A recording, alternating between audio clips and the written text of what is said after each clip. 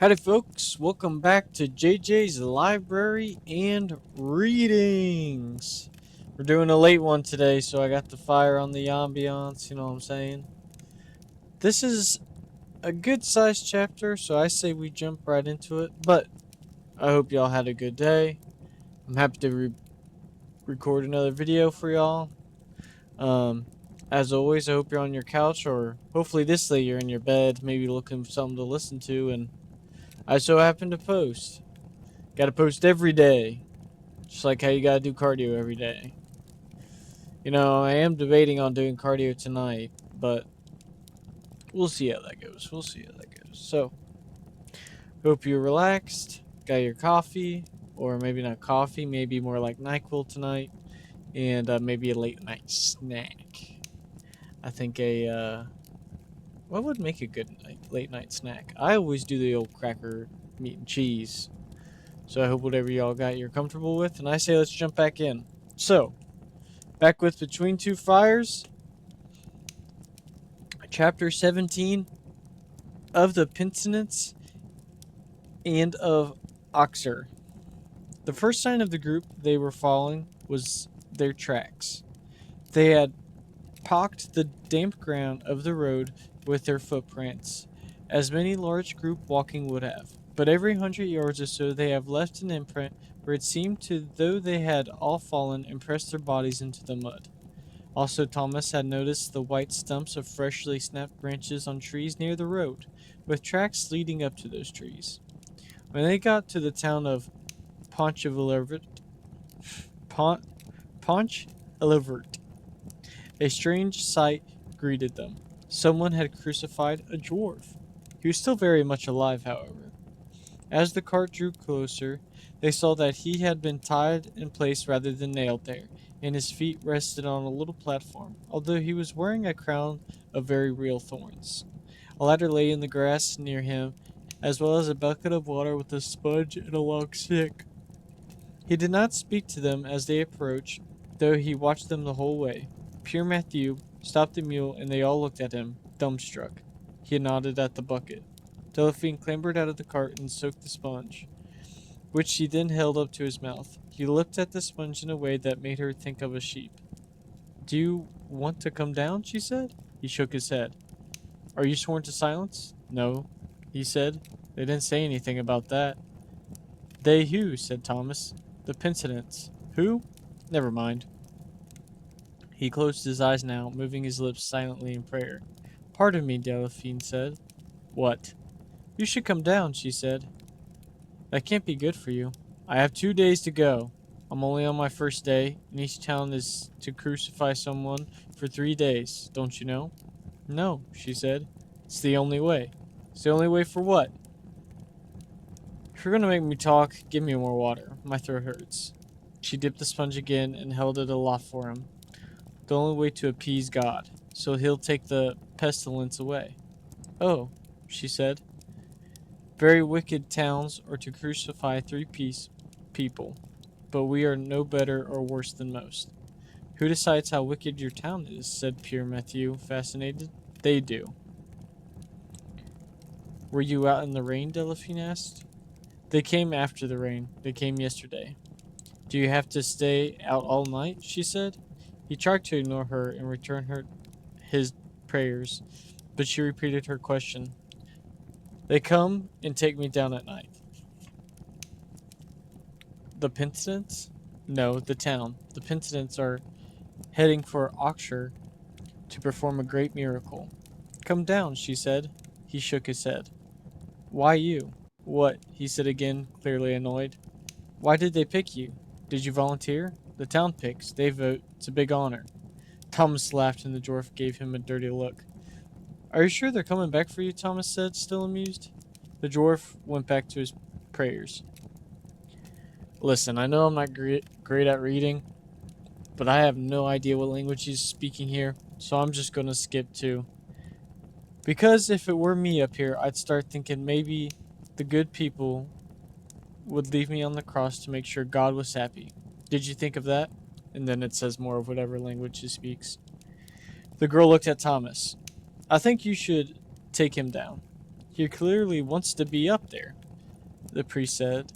Thomas smiled. He knew the girl wanted to keep the man from harm. Thomas liked the idea less for that reason and more because he knew the dwarf would fuss about it, and he was glad to do something good that was also entertaining. He didn't expect the fight he got, though. As soon as he untied the dwarf's feet, the man started kicking at Thomas so hard he made the cross rock. It was all Thomas could do to keep the ladder upright, especially since he was laughing the whole time. Delphine furrowed her brow at Thomas's attitude, and the priest paced restlessly, afraid one of them would be hurt.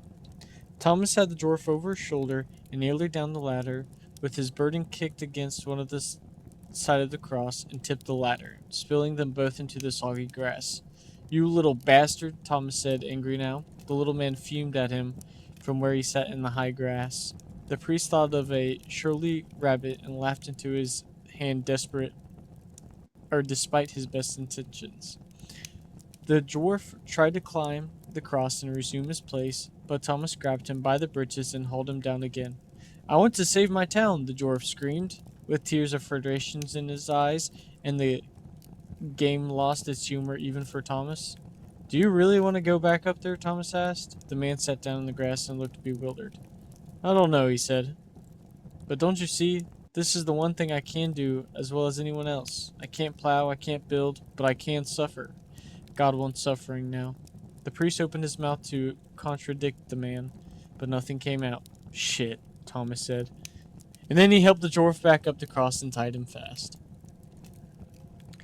Emma Latour looked out from the darkness of her house, stunned by the beauty of the day, except for visits to the well. She had not left her home since her Richard had been racked with pains by the fence and died there. At the end, he had been grabbing his knees, and now his joints had locked him in a parody of childbirth, bloated like a dead dog or sheep. How was she to believe man was anything special when he looked so much like any other animal in death? He was just a rained-on, ruined carcass, as if he had ever kissed her, as if he had never danced. The beautiful blue sky seemed to mock him, as did the bulk of the St. Antoine Cathedral and the spire of the Abbey.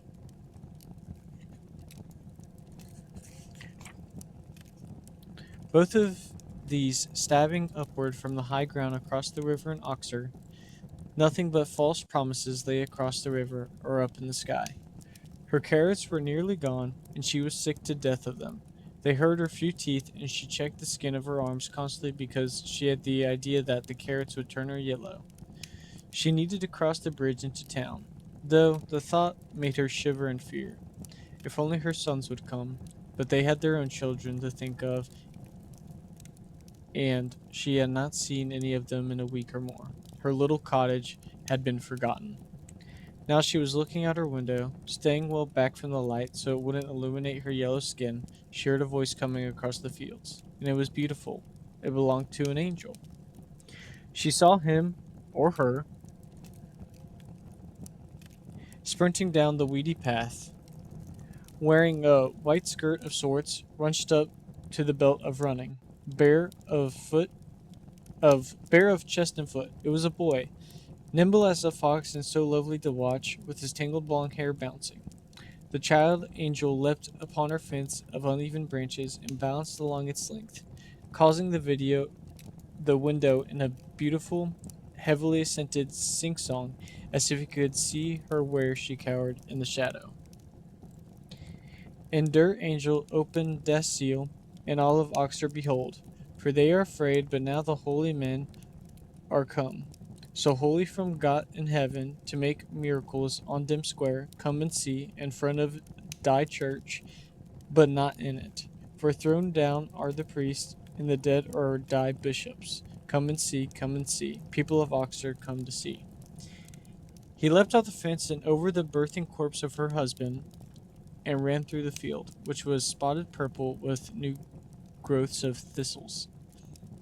Emma had a mother's instinct to yell at him not to stick his feet on their evil little crowns of spines, but he ran through them as if on purpose. then dove and actually rolled through the thickest patch of them, laughing and shouting, "Esu, Esu, Esu." The penitents had come to Auxerre. The 30 farmers, carpenters, drapers, vintners, wives, and daughters who stood in cool sunlight near the St. Etienne cathedral had all been summoned by the beautiful boy. He gathered them with his songs and gambols, but especially with his promises of miracles against the plague. Hucksters of every stripe had tried to profit from the disease, especially in the early days.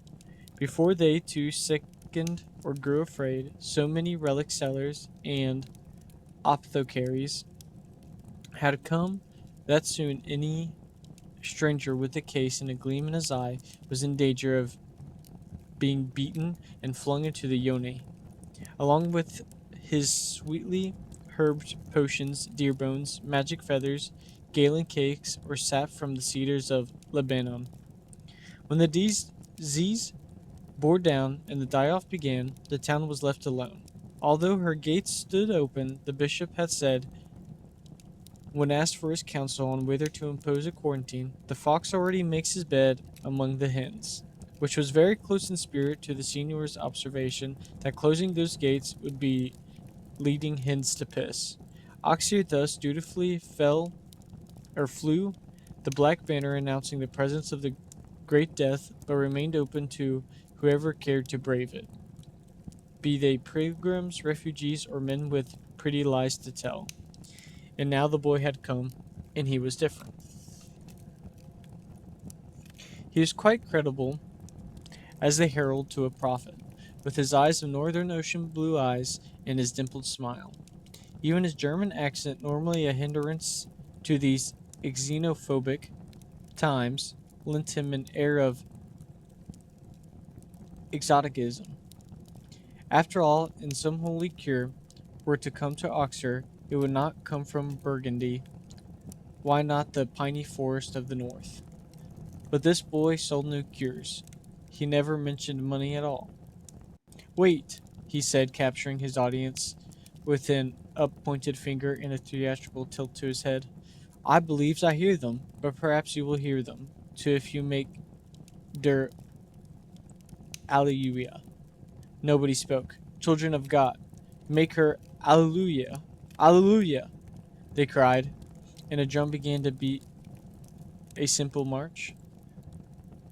The sound came up from the narrow streets that led down to the river and echoed on the shuttered shop fronts and timbered houses that bordered the square. A line of ecstatic men and women entered the place Saint Etienne, shuffling slowly in something like a drugged march, striking themselves in time to the drum beats with leather thongs fitted with iron hooks or spikes. They were naked from the waist up, like the boy, all wearing simple skirts that had once been white, but had been marched in and bled on until they were the color of earth and as stiff as leather. The crowd gasped at the sight of them. The women's bare chests, the old blood drying, the new blood trickling. The white caps they wore with red crosses on the front and back. Some of the Auxerrois even fell to their knees, wailing, thinking Judgment Day had come, here, now, and soon Christ himself would split the sky and part the damned from the saved. Now 4 women called out, and 4 men answered. "Esu, will you die for us?" "Yes, love, yes, love." "Do you fear the Roman whip?" "No, love, no." And then the men called, and the women answered. "Sinners, will you bleed for me?" "Yes, love, yes."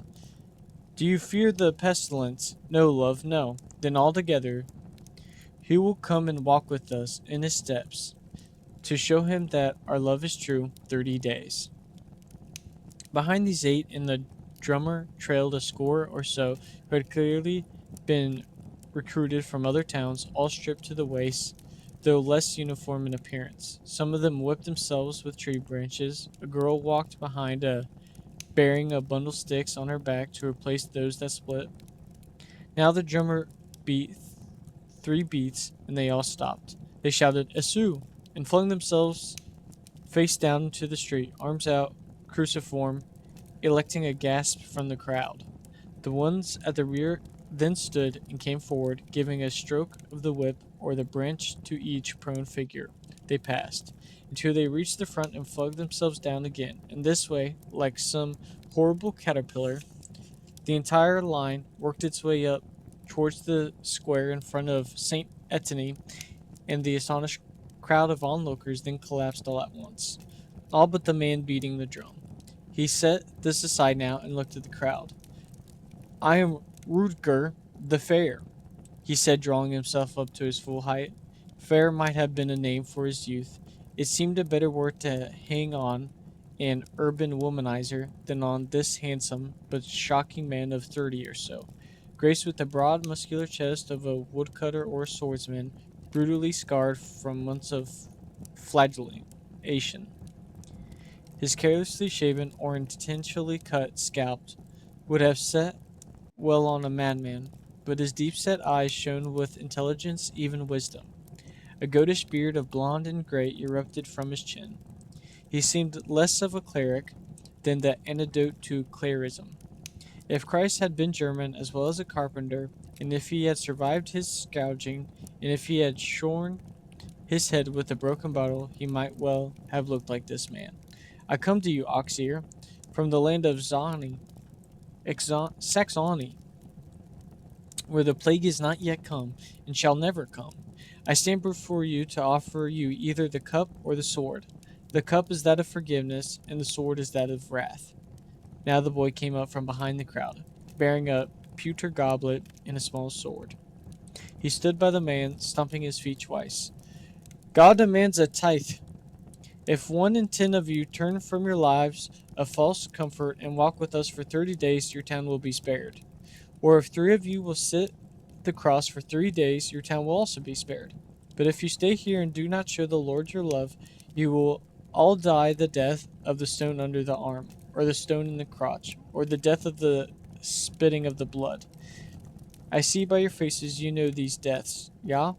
Well, you have now the chance to turn the face of death away from you.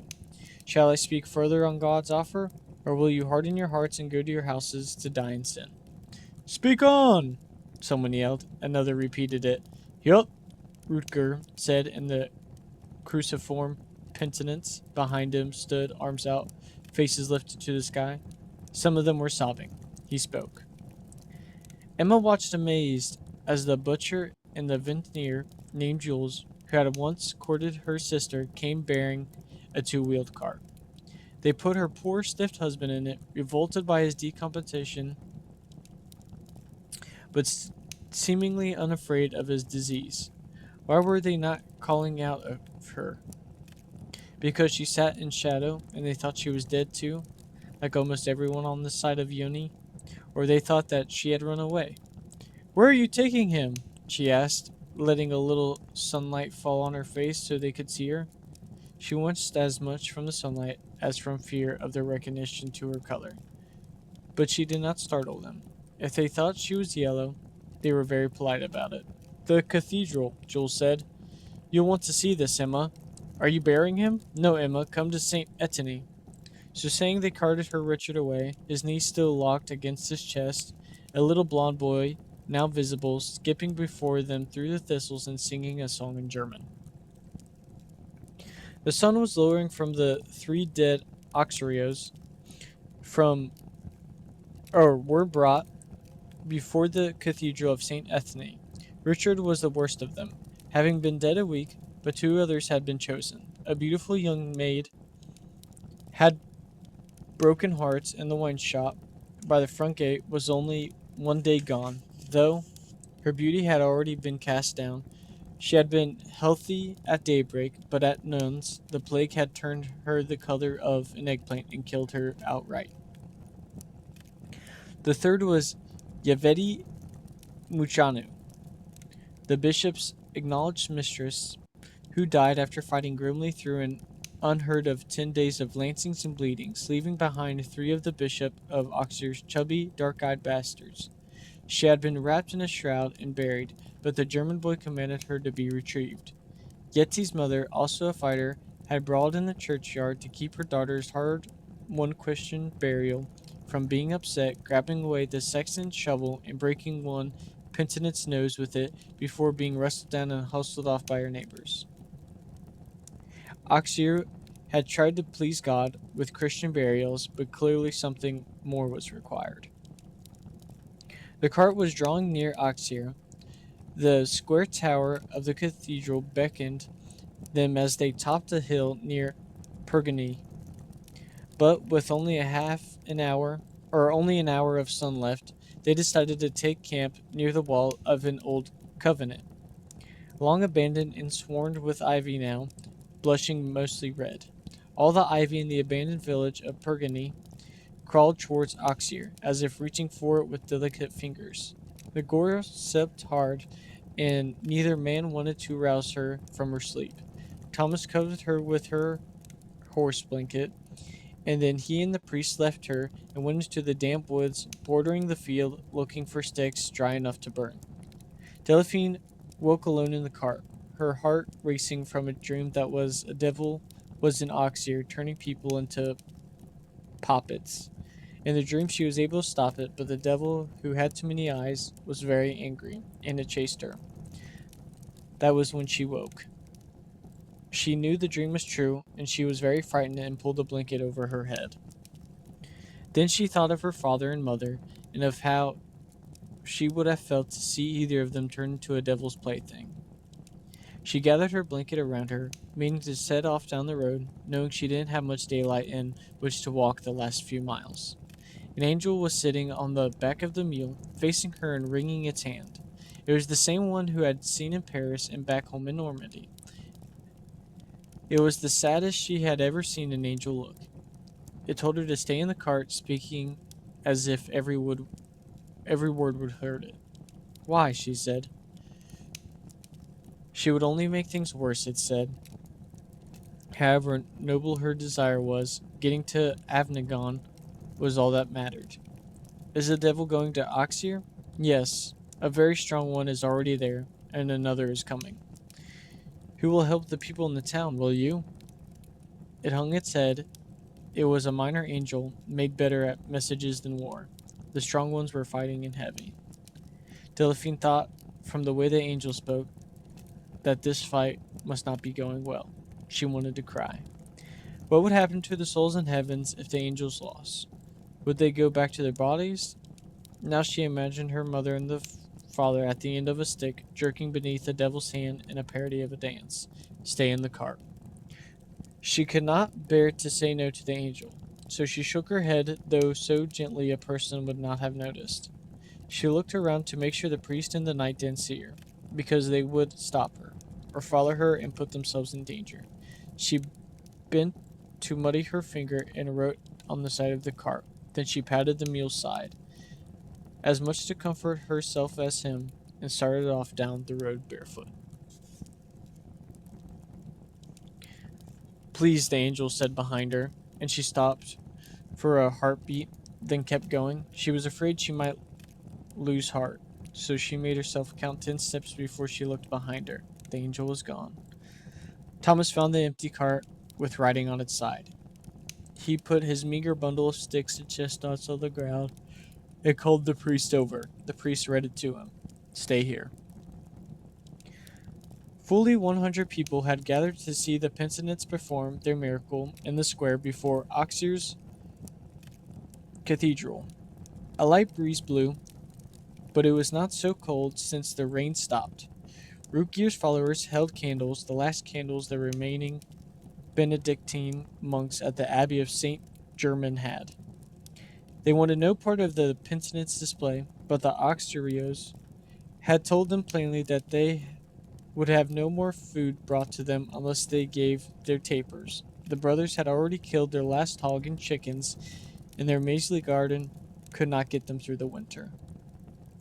They had reminded the crowd that starving out monks was not high on the list of deeds that would get one into heaven. Further, the abbey was dedicated to Saint Germanus, who had taught Saint Patrick and argued against the Pelagian heresy, and these brothers were the keepers of his holy bones.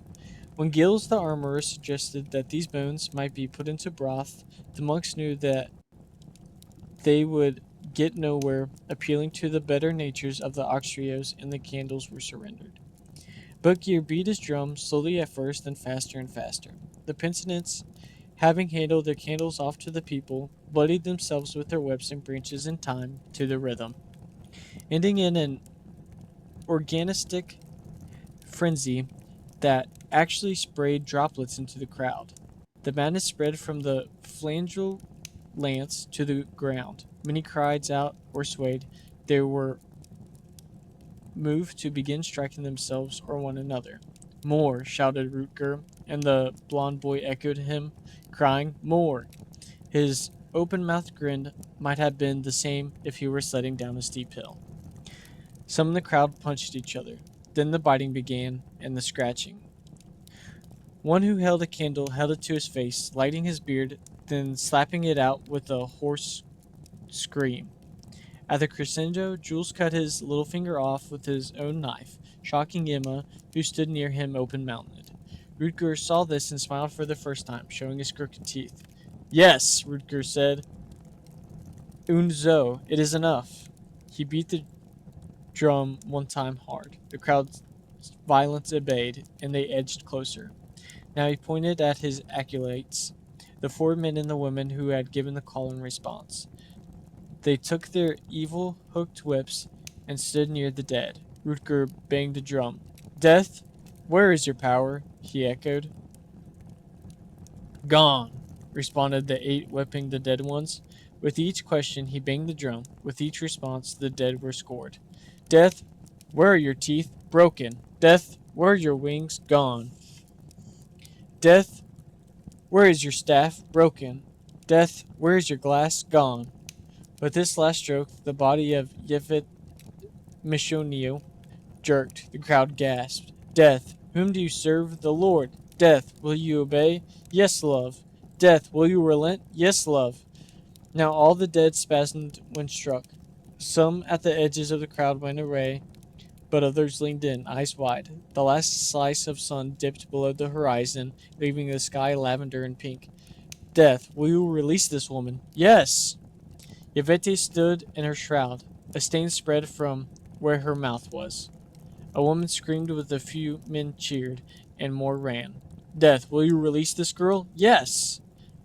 The once pretty barmaid stood, her blackened feet searching the crowd, bewildered. Death, will you release this man? Yes, love, yes! After 3 savage whip blows, Richard unbent his legs and rolled over on his stomach. He lacked the strength in his limbs to stand unaided, so the acolytes helped him. He swayed there, his simple cap still tied below his chin, moving his ruined jaw as if to speak, but nothing came out. Another half-dozen broke and ran, including 2 shirtless penitents who had come from the last town. When these sisters and this brother are strong enough, I will send them to find the unbelievers who ran from this holy place. They are very good at finding, and all of you who march with me shall be proof against the plague, for if you die, I will make you live again, as you have seen with your own eyes.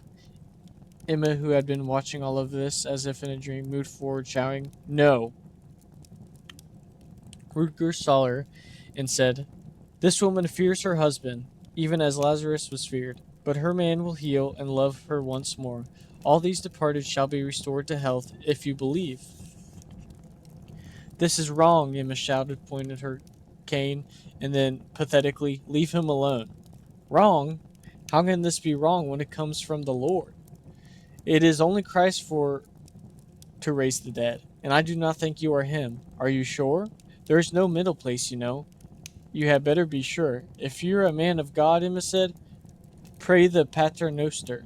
Rutger smiled and wagged his finger at her as if she were a naughty child. Lord, Rutger said, if this woman disbelief displeases you, show us some sign.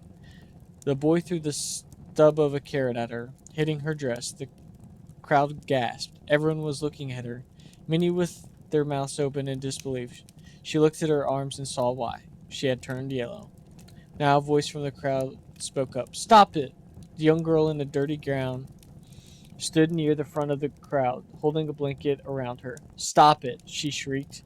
The people of Auxerre parted to let her through. All of the penitents, even Rutger, were dumbstruck at the sight of her, and nobody stopped her as she went to poor old Richard and kissed his hand. As soon as she did, he collapsed and returned to death. "No!" Rutger shouted. The boy ran over to her, shouting madly. Some German words, I don't know what he's saying. She ignored his words and shouldered him aside, now kissing the hand of the wine maiden, who also gracefully crumbled. Now the boy pushed her from beyond, but instead of falling, she let the momentum carry her forward towards Yvette, whose hands were still bound in the shroud. The girl knelt and kissed one of her bare feet, causing her too to fall. The boy spun the girl around. Something again in German. "I'm sorry," she said, looking at him, even through him, with her sad, luminous gray eyes. "It's not your fault, but you're dead too." She kissed the beautiful boy on the cheek, and he exhaled in a long grasp and did not inhale again. Rather, he turned back to the plague-spotted dead boy he had been when Rutger found him, and fell as if exhausted into Delphine's arms. She laid him down and gently closed his eyes. Now two of the penitents grabbed Delphine's arm brutally, shouting, "Witch! Witch! Let go of her!" shouted a woman. "No, she is a witch!" A man screamed, and soon the crowd was pushing and tearing itself apart, some trying to get to the girl, some trying to protect her. She was slapped sharply, and her hair was linked so hard it hurt her neck. The acolytes who held her pulled her back, looking at Rutger for leadership, but he was oblivious to them, staring at the girl as if he might stare through her skin and see what she was. The crowd had become a mob. Those who saw the girl as wicked had overpowered the others and now surged towards the acolytes, who threw her to them and ran. The crowd grabbed her roughly, tearing her blanket from her and using it to bind her arms to her sides. She knew she was too weak to fight them. She wished Thomas was there. Then blinked that wish away, knowing he would die for her, and still the mob would have her. They lifted her above them, and she was sure they would dash her head against some wall. It seemed they were all shouting at once. She let her body go limp, trying to see it outside from herself. If she must die, she would neither cry nor cry out. It was all she could do, so she focused on that. She would die bravely. Rutger walking closer, still staring at her. "What are you?" "Throw her in the Yoni," one shouted. "Yes, and with a stone around her neck." They had started moving in the direction, towards one of the dark little streets that led steeply downhill into the river, but they did not leave the square with her. A woman who was holding Delphine's leg screamed. Then another. Delphine was dropped, but thankfully landed on her feet. She worked her arms free from the hastily bound blanket as the man yelled, "I'm blind!" "Me too," said another. "God help us." Rutger pulled the tongue from the one who said that and flung it to the ground, now looking around madly for whatever or whoever had struck the people blind. All of the townsfolk and acolytes near the girl had lost their sight, falling on all fours, groping their way towards the walls of the church or the buildings nearby, moaning or sobbing or praying. She took a thumb in the eye from one of them, got kicked in the back, and scampered between the legs of others. It was chaos. A knight with a face somewhere between a man's and a lion's had entered the square from the direction of the river. His armor was bloody, as was the axe he carried head down in his left hand. He was riding a grayish horse with the human mouths where its eyes should be and the hands instead of hooves. Rutger, who was a head taller than he had been, started moving towards Delphine, flinging the blind out the way. His eyes seemed to be multiplying now. 4. Now 8. The ghastly horse at the far end of the square reared, and the hands at the ends of it, 4 legs grasping at the air. Now Delphine saw the angel. It stood in an alleyway, unseen by the devils in the square, more purely itself than it had been upon the mule. Its beauty crushed something inside Delphine and made nectar of it. It looked right at her. Then, with that seemed very little effort, it pushed over the Glover's shop it stood next to. A woman screaming from the top floor. The building fell heavily between Delphine and the devils, shielding her from their view. The angel said only one word. It said, "Run." That was a good chapter. A little 30 minutes or so. I hope you all enjoyed. I think I'm getting better at reading. I would rather, I would rather, I would rather read slower than mess up more words. Because like I said, I expect y'all to like just chill and listen to this, so. And I hate stuttering, you know. I know that can be really annoying to listen to. But I figured if you're watching me, you know that I'm not perfect and that, I just want to do the best I can. So I appreciate all of y'all. That's the end of this video. So as always, good morning, good evening, and good night. Till tomorrow.